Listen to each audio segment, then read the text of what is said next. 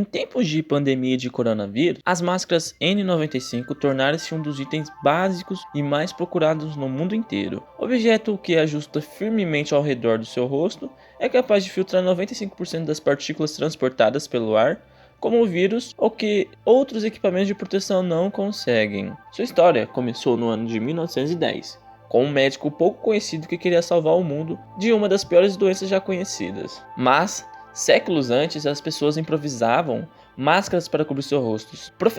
Um professor da Universidade de St. Andrews, na Escócia, especialista em histórias das máscaras médicas, conta que pinturas da era renascentistas também mostravam pessoas cobrindo o nariz com lenços para evitar doenças. Vou tomar meu café aqui, só um minutinho. Outros registros históricos, como obra de arte de Marsella, na França, epicentro da peste bubônica em 1720, mostram coveiros e pessoas manuseando os corpos com um pano em volta do rosto. A razão pela qual essas pessoas usavam panos em volta de suas bocas e narizes era que, na época, eles geralmente acreditavam que doenças como pragas eram miasmas ou gases que enganavam, miasmas ou gases que emanavam do solo. A teoria do miasma, que defendia que o mau cheiro era o grande causador de doenças, impulsionou o design das famosas máscaras, usadas por médicos durante o surto da peste negra na Europa de 1600. Que no caso era aquela máscara lá, que dá um pouco de medo, sabe? Que só tem um buraco nos olhos e aquele bico de tucano. Eu acho essa máscara muito foda, mas é de dar medo. Durante a Idade Média, essas máscaras alongadas pareciam como grandes bicos de pássaro e possuíam 12 orifícios nas narinas. Sim mesmo. As primeiras máscaras cirúrgicas começaram a ser utilizadas por médicos em 1897. O material constituía um lenço amarrado ao redor do rosto, mas não foram projetados para filtrar doenças transmitidas pelo ar. Eram usados apenas para impedir que os médicos tussam ou espirram gotículas nas feridas durante a cirurgia. É algo bem basicão lá, mas rolado. É importante a distinção entre as máscaras cirúrgicas e os respiradores N95.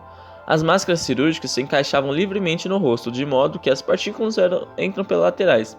Já o respirador cura uma vedação hermética para filtrar a inalação. O primeiro respirador moderno. Em 1910, uma outra praga de peste bubônica estourou na norte da China, provocando uma verdadeira corrida científica para conter o surto. O jovem médico Lien Te-yu, que nasceu em Penang e estudou medicina em Cambridge, foi contratado pela corte imperial chinesa para ajudar no combate à doença.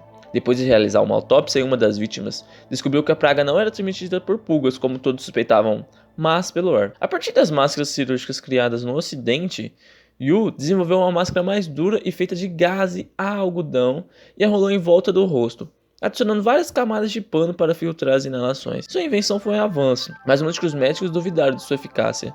Em 1911, a produção de máscara teve um salto, e o item passou a ser usado por médicos, soldados e pessoas comuns. A invenção não só ajudou a impedir a propagação da praga, como se tornou um símbolo da ciência médica moderna. Isso é muito legal. Tem algumas fotos aqui de um povo do exército usando a máscara, bem parecida com a nossa. As máscaras chegam às indústrias e hospitais. Durante a Primeira e Segunda Guerra, os cientistas estavam inventando máscaras de gás com filtro de ar que envolviam toda a cabeça. Materiais semelhantes como filtros de fibra de vidro começam a ser usados no setor de mineração para evitar danos nos pulmões. O primeiro respirador descartável, N95, como conhecemos hoje, foi desenvolvido pela empresa americana 3M. Muito famosa essa empresa americana, 3M. Lá tem tanto aqueles post-it, fitas dupla face, elas têm também etiquetas, é bem famosa aqui no Brasil. Em vez de fibras de vidro, a companhia reformulou uma tecnologia que havia sido desenvolvida para tornar fitas de presente mais rígidas em um filtro, pegando um polímero derretido e jateando com ar em camadas de pequenas fibras. À medida que os buracos entre as fibras ficam obstruídos com partículas, a respiração se torna mais difícil com o tempo, e por isso que o respirador N95 não pode ser usado por mais de 8 horas. Com o aumento da tuberculose nos Estados Unidos nos anos 1990, os respiradores deixaram de ser usados apenas em indústrias, para tornar eles essenciais aos hospitais e para os pacientes, além de tornar-se um recurso para o dia a dia em algumas cidades mais poluídas do mundo. Bem interessante isso, né? Eu não sabia sobre a origem dessa máscara. Para mim é algo que foi inventado aí pelo hospital, não por uma pessoa em si, né? Muito interessante. Esse aí foi o vídeo. Fechou? É nóis, galera.